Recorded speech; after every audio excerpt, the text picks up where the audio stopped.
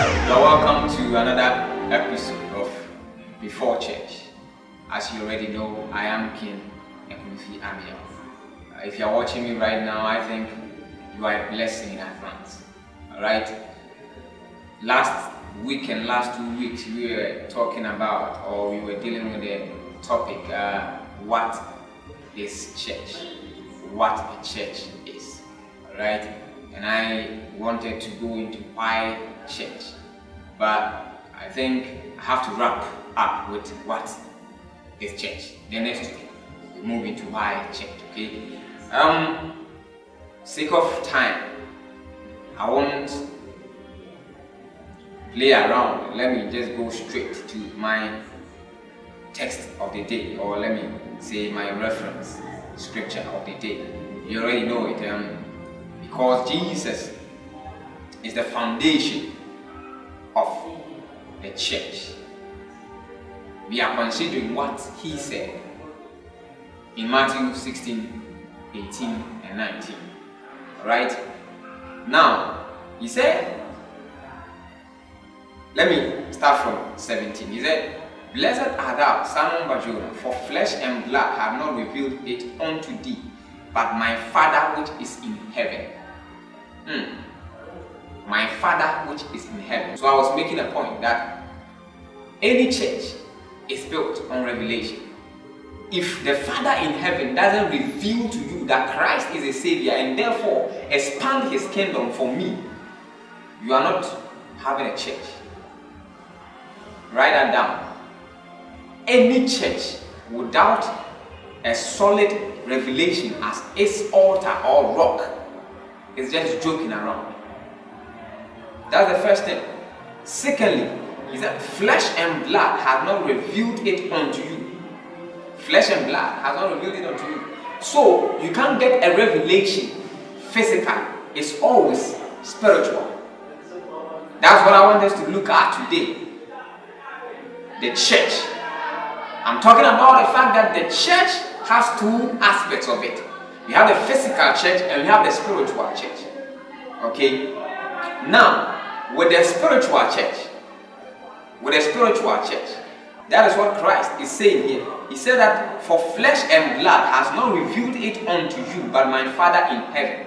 Which means you have to enter into a different realm, which is the spiritual realm, to catch that revelation. And by the revelation that Christ is the Savior of the world and He's the Savior of everybody, and therefore He has a kingdom which needs to be established here on earth. You bring that spiritual revelation onto the earth for it to be established.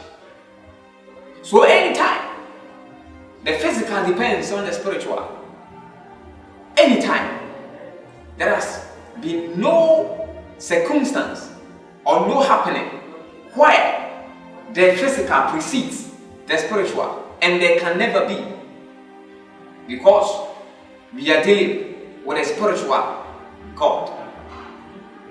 Okay, now let's go on. He said, "And I say unto thee, thou Peter, and upon this rock I will build my church." And I made mention of the fact that the word Peter even actually means rock. So Christ was saying that I am the foundation. Yes, I am the rock. Okay, I am the rock. But you are also a rock. You are a rock, Peter. But upon this rock, which rock? The revelation that you have. Upon your revelation that you have, that I am the Christ, the Son of the living God, upon this revelation, I will build my church, and the gate of hell will not and cannot prevail against it. So if your church is built in the name of God, per the revelation that Christ is the Savior, the devil is a liar. You are watching me from somewhere, you are watching me from afar, you are watching me from the Netherlands, you are watching me from different parts of this world, from Korea, Japan, wherever. I'm telling you that that church you are building for God, if you are not building it for God, per the revelation that Christ is the center and He is the Savior, the church will not grow and will not stand, because the devil will come against it. But if it's per the revelation that Christ is the Savior, and you are exalting Christ, and you are exalting the name of God, and you are exalting the kingdom of God, the devil may come in 1,000 folds and 1,000 times, but he will always and always fail. I'm telling you this. If you are having a revelation, if you are having God at the center of it, and Christ as the revelation of the church, fear no devil. Fear no devil. You are in a church,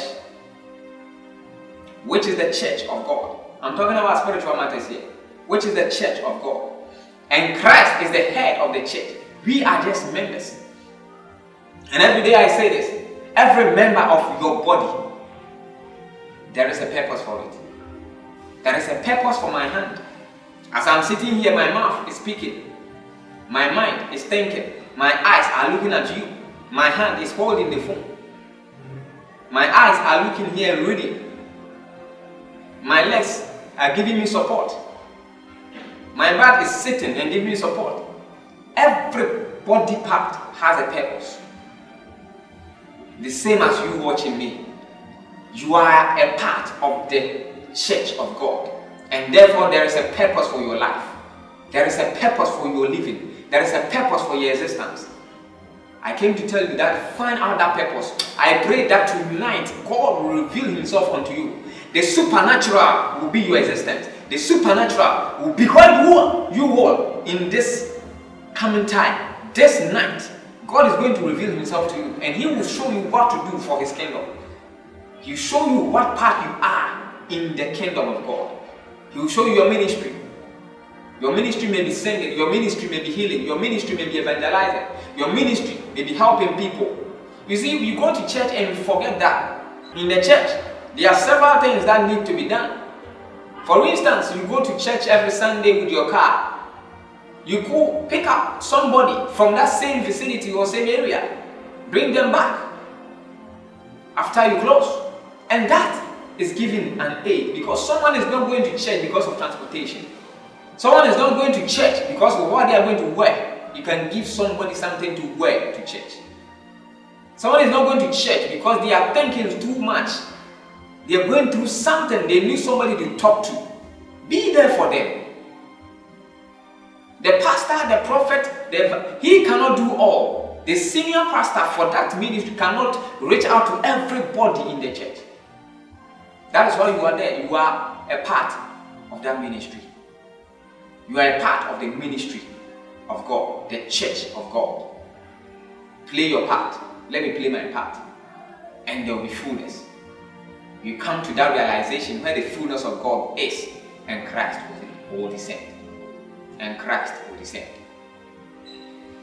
You see, man is a spiritual being. And in God's wisdom, he made almost everything like himself. He built man. He made man in his image and likeness. We are spiritual, but we have physical existence. The same thing he did with the church. The church is a spiritual body, but it has a physical existence. That is why I said we are going to deal with the physical church and the spiritual church. I've talked about the spiritual church, of course, which Christ is the head and we are the members. So there are things to be done. The prophet, the ministers, everybody, every ministry. You can call yourself the normal church goer. I don't see you as a church goer. Of course, there is a purpose for you going to that church, but you've not found it. That is why you are just saying I'm a church goer. Okay? You are a part and a member of the church of God. That is spiritual. When we come to the physical, we have reps. I call them reps. Okay, the temple that he built. Excelling Christian family, you come to Allah, you find an edifice. We built it here. It's very nice. I pray you come to visit us one day and you look at what I'm talking about. You love it. You go to other churches like Pentecost, Presby, Roman Catholic, Methodist, several churches, Christ Embassy, ICGC. They have built edifices, okay, in almost every town. Why? The reason is this. This is a physical existence, not a spiritual existence. Physically, we can all be at the same place at the same time because we are numerous. we are so many. The world is so huge in numbers. Okay? So there has to be reps at particular places for the meetings of God to be. That is why in our first meeting I said, everywhere two or three meet in the name of a God, they are having a church service. So if you meet here, one person, two people, three, we are having a church service here. So wherever you meet, they are having a church service. And they go there for worship, for edification, for numerous things. The physical church is there to represent the kingdom of God. So man of God, your church, you call it your church, fine. But spiritually it's the church of God. That church, that rep in your area, then you are the head pastor. Is it really representing Christ? Is the church really exalting Christ or the devil? Are you really talking about Christ? Are you really talking about his finished works? Are you really talking about his covenant? Are you really talking about the things he has done and the things he's offering us? Are you really talking about his kingdom? Are you really edifying the people in the church to grow to that stature where Christ wants the church to be? Minister of God, go back to the revelation you had. If you've not had any revelation, your ministry is questionable. But if you've had a revelation, always and always depend on that revelation that you've had with God. I say this, any minister has a revelation. What are you ministering? Why are you ministering? How are you ministering? All these come in your revelation.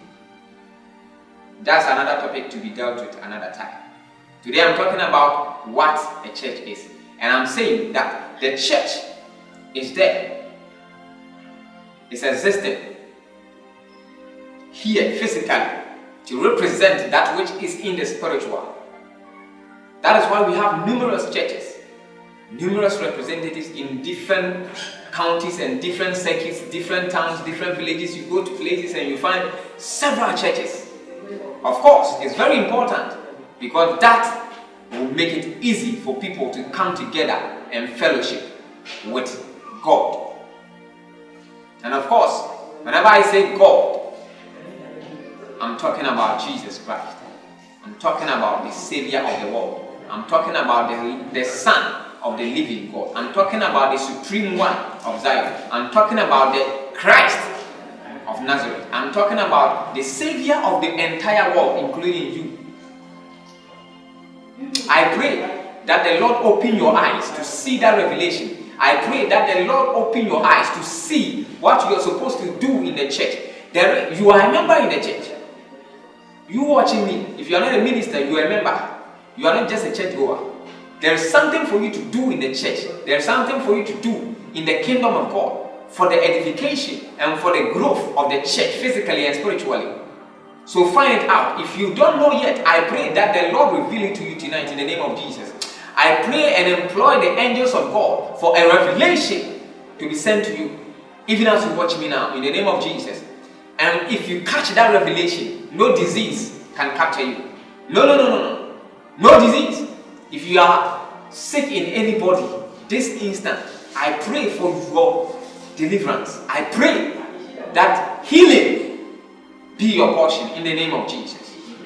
Wherever you are watching me from, be it Tokyo, Japan, be it India, be it China, Netherlands, wherever you are watching me from, I pray that the Lord grant you a revelation for your purpose, for Him and for His people to be so clear and vivid that you will not miss your call. In the name of Jesus, I pray. You are watching me, you may say, how can I even see? Maybe you are not saved yet. If you are saved, pray that the Holy Spirit will reveal these things to you. But if you are not saved yet, I pray that today is your day. It's not a mistake you are watching me. I know this is the appointed time for you to be saved. Pray with me and your sins will be forgiven. Say, Father, in the name of Jesus, I come before you as a sinner. I give my heart, my body, my soul unto you. Father, use it for your cause. Come into my heart. Do as thou wilt, in the name of Jesus. I profess with my mouth that Jesus Christ is the Savior and He is the Son of the living God.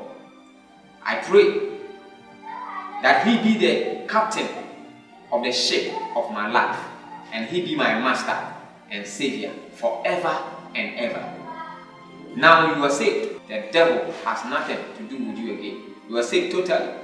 I pray you find your feet in the things of God and find your feet firmly grounded in the things of God for His church to grow even around you and for you and by you in the name of Jesus. You continue next week, and for reference sake, you can check Ephesians 5:30-31. You can check our scripture, which is Matthew 16 from 17 to 19. Do your search. If there's any question you want to ask, on Facebook you can reach us, on YouTube you can also reach us. I'm coming your way from Excellent Christian Family, Alaju. We are in Accra. You can worship with us anytime, and your life will never be the same. If you are in Techiman in Wanchi, you can also reach King's Word Ministries, and you will love it. I pray wherever you are, find a Bible-believing church. Find a church grounded in the Word of God, a church clear with the revelation of God, and join. And you see the essence of the church, and you see the essence of the power of God, and you see the essence of the coming of Christ. Meet me same time next week. You are a blessing. In Jesus' name.